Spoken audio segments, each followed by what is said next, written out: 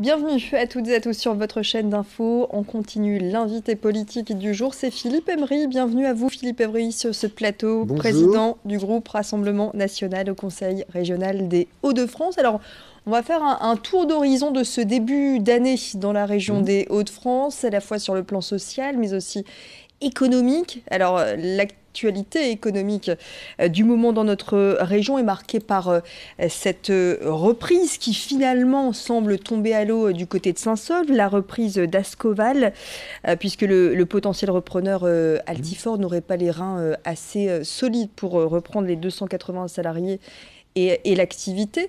Vous dites qu'il faut revoir la méthode Bertrand, Xavier Bertrand, qui s'est pas mal mobilisé pour cette Oui, reprise. Qu'est-ce que vous alors je vais vous reprochez dire, au président du conseil régional? avant de revoir la méthode Bertrand, ce qui est important, ce qui est essentiel, c'est de garder cet outil industriel performant sur le Valenciennois.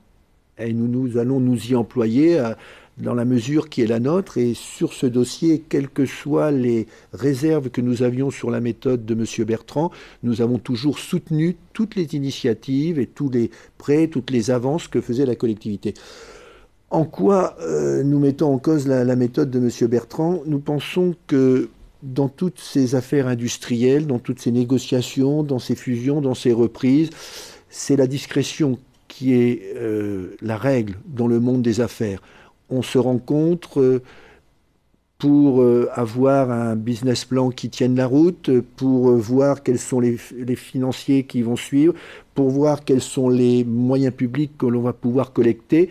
Et on ne fait pas cette politique par des coups de menton, en s'opposant frontalement au ministre ou en mettant en difficulté le président de la République, et finalement en imposant presque un repreneur avec lequel il semble qu'il y ait des liens anciens, pour en arriver à ce gâchis qui est ce gâchis d'aujourd'hui. Il y a eu trop d'emballements médiatiques Mais plutôt que de évidemment, négociations. évidemment. Alors, Vous dites on a tiré la sonnette d'alarme déjà dès oui. l'automne. Qu'est-ce que vous Bah, avez reproché dès le départ? il suffit de reprendre, je dirais, sur le site du Conseil régional, nos interventions, elles sont publiques. À plusieurs reprises, nous avons alerté sur le montage financier qui était limite, qui n'était pas orthodoxe, sur la faiblesse d'Altifort, qui avait déjà été le repreneur de Pentair à Ham et qui, selon nous, n'avait pas forcément la solidité financière. Et c'est en cela que je vous dis que les affaires industrielles, les affaires économiques, d'une manière générale, se traitent avec des dossiers bien bordés. En quelque sorte, les salariés de Saint-Saulve n'ont pas à être pris en otage des jeux politiciens. Je veux dire, leur emploi, la place de l'industrie dans notre région est bien trop importante pour en faire une histoire de joute politicienne ou de bras de fer avec le gouvernement, ce qu'a fait M. Bertrand. Alors les salariés d'Ascoval inquiets, forcément. Les pêcheurs également, le littoral, vous le connaissez bien, Philippe Oui. Aymery. Les pêcheurs qui craignent cette arrivée du Brexit. Mm. Qu'est-ce que vous pouvez leur dire? Alors ils sont inquiets, certes, car ils ne pourront plus pêcher dans certaines zones, notamment. Le Rassemblement national s'est souvent positionné pour une sortie de l'Europe. Mm. Est-ce que le Brexit, c'est pas justement l'illustration de ce qui pourrait se passer si on sortait de l'Europe Alors au moi, niveau des pêcheurs, par je vais vous exemple? dire, sur ce sujet, il n'y a aucun catastrophisme à avoir. On nous a fait du catastrophisme avec le trafic transmanche. Moi, je fais confiance aux acteurs portuaires pour trouver les solutions. Et pour ce qui est de la pêche, je ne doute pas que nous saurons établir de nouvelles relations entre la France et la Grande-Bretagne. Aujourd'hui, les chiffres que j'ai en tête, c'est que sur les eaux britanniques, près de 700 000 tonnes sont pêchées par des pêcheurs qui ne sont pas britanniques et 110 000 tonnes sont pêchées par des pêcheurs britanniques.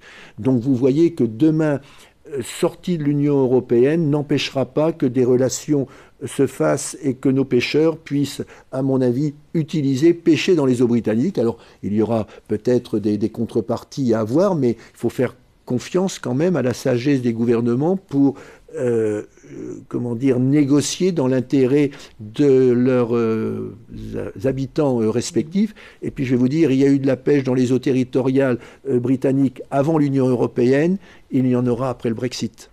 L'Europe, justement, on en parle. Marine Le Pen était à Caudry, c'était dimanche. Ça y est, la campagne pour les européennes est lancée. Alors, les sondages vous sont plutôt favorables pour l'instant, en tout cas sont favorables au Rassemblement national. Votre tête de liste, Jordan Bardella, 24 ans, c'est pas un petit peu jeune pour représenter un parti comme le Rassemblement national aux européennes? Qu'est-ce que vous en pensez? Est-ce que je dois vous citer le site, la valeur n'attend point le nombre des années? Non, je pense que Jordan est un très bon candidat, il est talentueux. Conseiller régional Île-de-France? Oui, il est talentueux. Nous l'avons entendu à Caudry, la manière dont il s'est parlé à la salle, la clarté de ses propos, la force de ses convictions. La force de ses convictions en font pour moi une tête de liste idéale. Donc je n'ai aucun souci sur la jeunesse de Jordan. J'y vois même plutôt un avantage. Et à Caudry, une ambiance exceptionnelle. Mais comme les habitants du Nord savent faire quand ils reçoivent des gens qu'ils aiment. Les Gilets jaunes, vous les avez soutenus, vous, Philippe Emery, dès le début du mouvement? J'ai fait plus que les soutenir. J'ai moi-même été manifesté à plusieurs reprises. Les Gilets jaunes, il y en avait d'ailleurs qui étaient là à Caudry et qu'ensuite j'ai fait entrer dans la salle, avec qui nous avons conversé. Ils expriment des revendications tout à fait légitimes.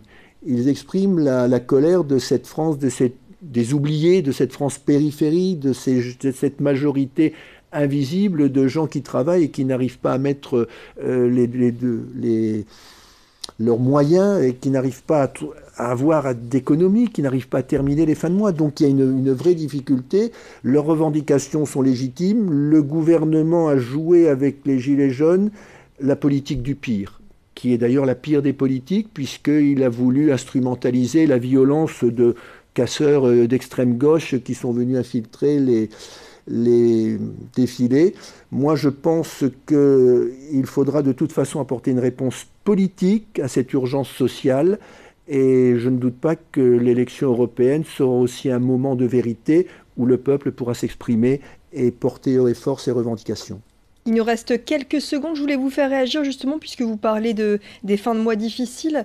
En tout cas, le maire de Grande-Synthe, Damien Carême, qui s'est positionné pour un revenu minimum social garanti pour assurer grosso modo 855 € par mois à tous ses administrés. Qu'est-ce que vous en pensez? Ah, le bel apôtre, le maire de Grande-Synthe, c'est celui qui reçoit des migrants, qui se proclame le maire des migrants, c'est-à-dire qu'il donne tout à ceux qui n'ont le droit à rien, tandis que dans sa ville, ceux qui ont le droit à tout ont parfois trop peu pour vivre. Donc je pense que cette proposition de Damien Carême est la proposition d'un parfait hypocrite. Il faudrait d'abord réserver toutes les aides sociales, notre solidarité aux gens de chez nous, et alors là, le problème ne se poserait plus.